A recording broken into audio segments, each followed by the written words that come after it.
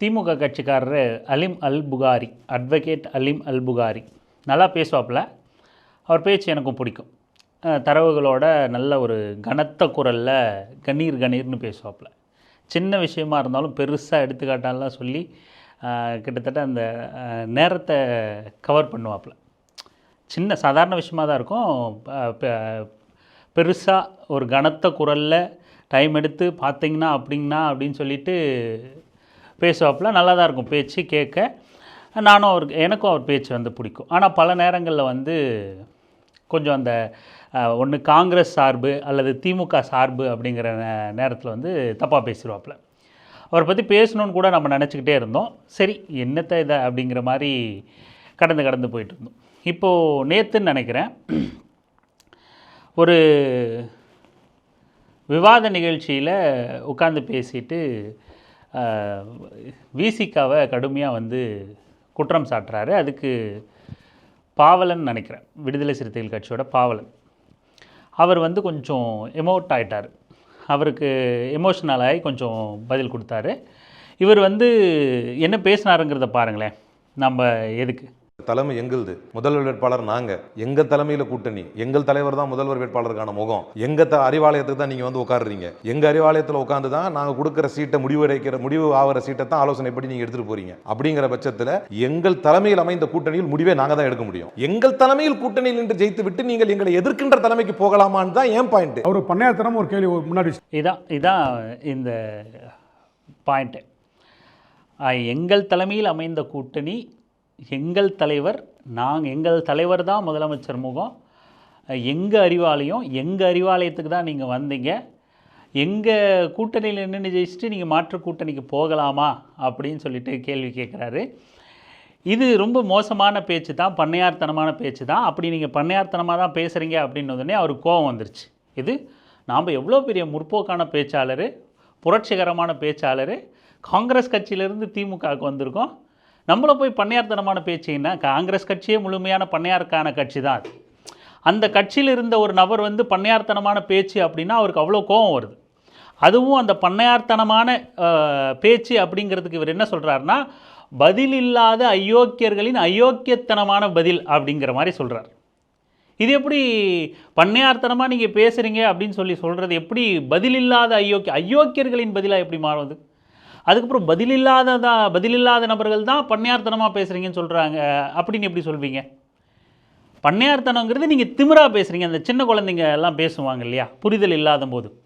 நீங்கள் இது எங்கள் வீடுடா, ஏதாவது நண்பர்களோ பக்கத்து வீட்டு பசங்களோ வீட்டுக்கு வந்துட்டாங்கன்னா, இது எங்கள் வீடு, நீங்கள் வாடகை வீடு, நாங்கள் சொந்த வீடு, இது என் சைக்கிள், இது எங்கள் சோஃபா, எங்கள் டிவி, நான் வைக்கிறதான் பார்க்கணும் அப்படின்னு சின்ன பசங்க சண்டை போட்டுட்ருப்பாங்க புரிதல் இல்லாத வயசில், புரியாத போது. அதே போல் தான் திமுகவில் சேர்ந்து குழந்தையாக இருக்கிற அலிம் அல் புகாரி புதுசு இல்லை. அந்த நம்ம திறமையான பேச்சாளர், பயங்கரமாக பேசுகிறோம் அப்படின்னு அவர் நினச்சிட்டு திமுகவில் சேர்ந்த அந்த புது குழந்தையாக என்ன பண்ணுறாரு, பண்ணையார்த்தனமாக பேசிக்கிட்டு இருக்காரு. நீங்கள் பண்ணையார்த்தனமாக தான் பேசுகிறீங்க அப்படிங்கிறத எடுத்து சொன்னால் இது அயோக்கியர்களின் அயோக்கியத்தனமான பதில் அப்படிங்கிறார். எப்படி அயோக்கியத்தனமான பதிலாகும்? நீங்கள் இருந்த கட்சி என்னன்னு தெரியுமா? என்ன கட்சி தெரியுமா? அந்த கட்சி இது காங்கிரஸ் கட்சியிலலாம் இருந்துட்டு பண்ணையார்த்தனத்துக்கு உங்களுக்கு விளக்கம் தெரியாமல் இருக்கிறது வந்து பெரிய ஆச்சரியம் கிடையாது. ஏன்னா பண்ணையார்களின் கட்சியிலேயே நீங்கள் வந்து ஆசைப்பட்டு ஆர்வமாக போய் சேர்ந்துட்டு இன்றைக்கி ஏதோ கூட்டணி விவகாரத்தில் வெளியே வந்து திமுகவில் சேர்ந்துருக்கீங்க. அப்படி ஒரு கட்சியில் இருந்த நீங்கள் பண்ணையார்த்தனங்கிறது அயோக்கியத்தனம்னு நினச்சா தான் அது சரி. உழைக்கிறதுக்கு தயார் இல்ல சோம்பேறிங்க இவனுங்கெல்லாம் பண்ணையாருங்கெல்லாம். உழைக்கிறதுக்கு தயார் இல்ல சோம்பேறிங்க இவனுங்கெல்லாம் பண்ணையாருங்கெல்லாம். நீங்கள் பண்ணையார்த்தனம் அப்படின்னு சொல்கிற பதிலை வந்து சரி அப்படின்னு நினச்சா நீங்கள் வந்து சரியான ஆளாக இருப்பீங்க. அல்லது காங்கிரஸ் கட்சியில் இருக்கக்கூடாத நபராக அதனால் வெளியேறி இருக்கீங்க அப்படின்னு நம்பலாம். ஆனால் நீங்கள் காங்கிரஸ் கட்சியில் இருந்த நபர், காங்கிரஸ் கட்சியில் இருந்த ஒரு நபர் பண்ணையார்த்தனங்கிற வார்த்தையை அயோக்கியத்தனம் தான் கருதுவார். அதைத்தான் அலிம் அல் புகாரியும் கருதியிருக்கார்.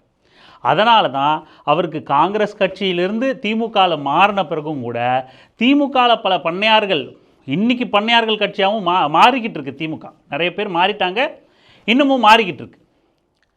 அடித்தட்டு மக்களை எளிய மக்கள்கிட்டருந்து அப்புறப்பட்டு தான் இன்றைக்கி திமுக வந்து தோல்வியை தழுவிருக்கு.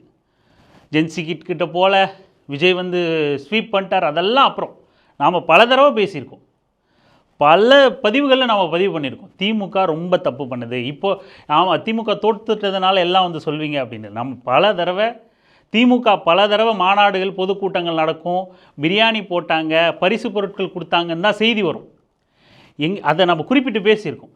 எங்கேயுமே திமுகவோட பொதுக்கூட்டங்களோ மாநாடோ மிக பேசு பொருளாகி ஒரு சமூகத்தில் ஒரு ஒரு ஒரு பேசு பொருளாகும்ல. விடுதலை சிறுத்தைகள் கட்சி மாநாடு போட்டுச்சுன்னா அது பெரிய சமூகத்தில் பேசு பொருளாகும். இளைஞர்கள் பேசுவாங்க, அவங்க வண்டி கட்டிட்டு போகிறது, சாப்பிட்றது, இறங்குறது, கூட்டம் கூடுறது, வர்றது, போடுறது எல்லாமே அது என்ன, அது சமூகத்தில் தன்னியல்பாக நடக்கும், தன்னெழுச்சியாக நடக்கும். ஏன் பாட்டாளி மக்கள் கட்சி ஒரு மாநாடு போட்டால் கூட அது நம்ம ஆதரிக்கிறோம் எதிர்க்கிறோங்கிறதெல்லாம் தாண்டி பாட்டாளி மக்கள் கட்சி ஒரு மாநாடு போடுது அப்படின்னாலும் கூட அது சமூகத்தில் பெருசாக ஒரு சலசலப்பை ஏற்படுத்தும், பேசு பொருளாக மாறும். ஆனால் திமுக ஒரு மாநாடு போடுது அப்படின்னா அவங்களா செய்தி போட்டு நாங்கள் இந்த மாதிரி பரிசு பொருள் கொடுத்தோம், ஒவ்வொரு சேர்லேயும் இந்தந்த பிஸ்கெட் பாக்கெட் வச்சோம், மிக்சர் பாக்கெட் வச்சோம், தண்ணி பாட்டில் வச்சோம், இவ்வளோ பேருக்கு இவ்வளோ பிரியாணி போட்டோன்னு அந்த வீடியோ கிளிப் வெளியிட்டால் தான் அவங்க மாநாடு நடத்தினதாகவே தெரியும். ஏன்னா 100% சமூகத்தில் ஒரு மாநாடு தலைப்புக்கான தேவை, மாநாட்டுக்கான தேவை, பரப்புரை, மாநாட்டுக்கு கூட்டத்துக்கு முன்னாடி மாநாட்டுக்கான நோக்க உரை, மாநாடு முடிஞ்ச பிறகு தீர்மான விளக்க உரை, விளக்க பொதுக்கூட்டம், இப்படி எதையுமே நடத்தாமல், இளைஞர்கள்கிட்ட விழிப்புணர்வு ஏற்படுத்தாமல், எளிய மக்கள்கிட்ட போகாமல், தன்னெழுச்சியாக கூட்டத்தை கூட்டாமல், ஒரு கார்ப்பரேட் தன்மையில் மக்களை வேனை வச்சு கூட்டு வர்றது, இறக்குறது, உட்கார வைக்கிறது, 2 மணி நேரம் கழித்து கூட்டு போய் வீட்டில் விடுறது, அவங்களுக்கு வர்றவங்களுக்கு காசு கொடுத்து அனுப்புறது. காசு கொடுக்குறத நம்ம சரி தப்புன்னு சொல்கிறதுக்கு வரல.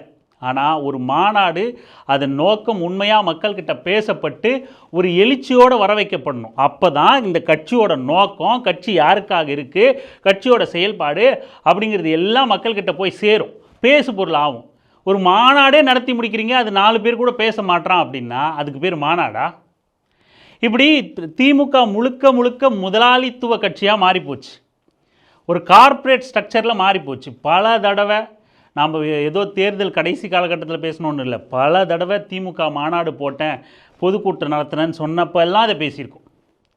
மக்கள்கிட்ட அந்நியப்பட்டுட்டு எளிய மக்கள்கிட்ட நீங்கள் எதுக்காக பயணிக்கிறீங்க, என்ன செய்கிறீங்க அப்படிங்கிறத தெரியப்படுத்தாமல் நீங்கள் செலவு பண்ணி என்ன பண்ணியோ அது மக்கள்கிட்ட போய் சேராது.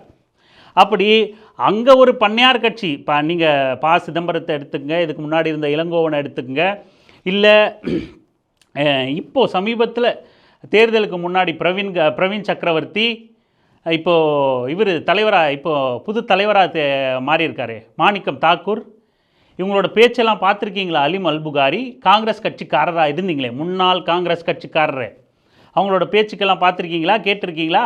உங்களுக்கு அது புரியாது. ஏன்னா நீங்கள் காங்கிரஸ் கட்சி ஒரு கட்சின்னு அந்த கட்சியில் இருந்த நபர், அந்த கட்சியை தூக்கி உயர்த்தி பேசிக்கிட்டு இருந்த நபர்.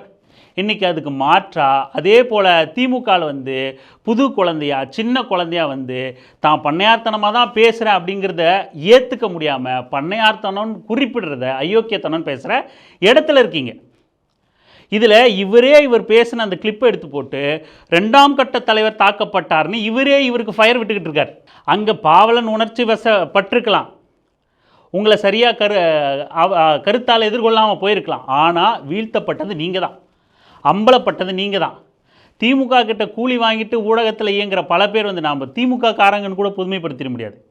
திமுக கிட்ட கூலிக்கு வேலை செய்கிறவங்க தான் இங்கே ரொம்ப துள்ளுறதே. திமுக கிட்ட கூலிக்கு வேலை செய்கிறவங்க பல பேர் அந்த வீடியோ எடுத்து போட்டு கூட ஃபயர் விட்டுக்கிட்டு இருக்கான். அவன்லாம் ஃபயர் விட்டது பத்தாதுன்னு இவரே முதல்ல எடுத்து போட்டு இவருக்கு 2ஆம் கட்ட தலைவரை தாக்கப்பட்டார், வீழ்த்தப்பட்டார்னு இவருக்கு ஃபயர் விட்டுக்கிட்டு இருக்கார். இவரோட புரிதலுக்கு இன்னொரு நான் எடுத்துக்காட்ட கூட நம்ம சொல்ல முடியும். ஒரு நாம் தமிழர் கட்சி பற்றின விவாதத்தில் இடும்பாவன கார்த்தியும் இவரும் ஒரு மேடையில் விவாதத்தில் பங்கெடுக்கிறாங்க. அப்போ ஏதோ ஒரு விவாதம் வருது, இவர் சீமானுக்கு நாம் தமிழர் கட்சிக்கு நல்ல பதிலடி கொடுக்குறார். அந்த மேடையில் நடந்த நிகழ்வை இப்போ பொதுவெளியில் இன்னொரு பேட்டியில் அவர் பேசும்போது சொல்கிறாரு, நான் முதல்ல இடும்பாவன கார்த்திகிட்ட சொல்லிட்டேன், நீ பெரியாரை தொட்ட, நான் அதுக்கப்புறம் பிரபாகரனை பேசுவேன் அப்படின்னு சொல்லிட்டு. என்ன பேசுவீங்க? இவர் இந்த பேச்சை பேசுனதுலேருந்து இவரை பற்றி நம்ம பேசணும்னு நினச்சிக்கிட்டு இருக்கோம். சரியான சந்தர்ப்பமும் வாய்ப்பும் கிடைக்கல. நீ பெரியாரை தொட்டனா நான் பிரபாகரனை தொடுவேன், நீ பெரியாரை பேசுனா நான் பிரபாகரனை பேசுவேன்னா இந்த மண்ணோட அரசியல், இந்த மக்களோட அரசியல், தமிழர்களோட அரசியல், தமிழர்களின் இருபெரும் மிகப்பெரிய தலைவர்கள் வந்து மேதகு பிரபாகரன் அவர்களும் தந்தை பெரியார் அவர்களும். அதில் யாருக்கும் மாற்று கருத்து இல்லை. நீங்கள் முன்னாள் காங்கிரஸ்காரனாகவும் இந்நாள் வெறும் திமுக காரனாகவும் மட்டுமே சிந்திக்கிறதுனால உங்களுக்கு பிரபாகரன் வேறையாகவும் தந்தை பெரியார் வேறையாகவும் தெரிகிறார். என்ன பேசுவீங்க? சரி, நீ பெரியாரை பேசுனா நான் பிரபாகரனை பேசுவேன்னா அந்த குடிகார கூட்டம் பெரியாரை பேசுகிறது முழுக்க முழுக்க அவதூறு. 1% கூட உண்மை கிடையாத ஒரு விஷயம். முழுக்க அவதூறு பேசுகிறான். அப்போ அவன் பெரியார் அவதூறு பேசுகிறான்னா நீ பிரபாகரன் அவதூறு பேசுகிறேன்னு அர்த்தமா? அப்படி தான் பொருள் கொள்ளலாமா? இதில் இவருக்கு பதில் இல்லாதவர்களின் அயோக்கியத்தனமான பதில் தான் பண்ணையார்த்தனமா? என்ன அயோக்கியத்தனம் இது? பண்ணையார்த்தனங்கிறது அயோக்கியத்தனமான பதிலா? நீங்கள் பேசவேன்னு சொன்னது என்ன அயோக்கியத்தனம் இல்லாத வேறு என்னது அது? பெரியாரை பேசுகிறேன்னா பிரபாகரனை பேசுவேன்னா என்ன பேசுவேன் நீ தலைவரை பற்றி நீ என்ன பேசுவ? அவன் நாள்தோறும் குடிச்சிட்டு அவதூறு பேசுனா பெரியாரை பற்றி, அதுக்கு நீ பதிலடியாக நான் பிரபாகரனை பேசுவேன்னா நீ என்ன பேசுவ? என்ன பேசிடுவ நீ? அலீம் அல்புகாரி காங்கிரஸில் இருந்து திமுகவுக்கு சேர்ந்த அனைத்து தகுதிகளும் பெற்ற ஒரு நபராக தான் இப்போ நமக்கு கண் முன்னாடி தெரிகிறாரு. அதில் எந்த சந்தேகமும் இல்லை. இவருக்கு ஃபயர் விட்டுக்கலாம். இளைஞர்கள் வந்து எச்சரிக்கையாக இருங்க. இந்த மாதிரி ஃபயர் விடுற நபர்கள் தான் பின்னாடி ஆபத்தாக மாறுறாங்க. நாம் எந்த தனிநபர்கள் துதிப்பாடல்கள்லையும் போகாமல் கொள்கையில் வழியில் அணுகுவோம். இந்த மாதிரியான நபர்கள்கிட்ட இப்படியான முரண்பாடுகள்லாம் நிறைஞ்சிருக்கு அப்படின்னு சொல்கிறதுக்காக தான் இந்த பதிவு. நன்றி.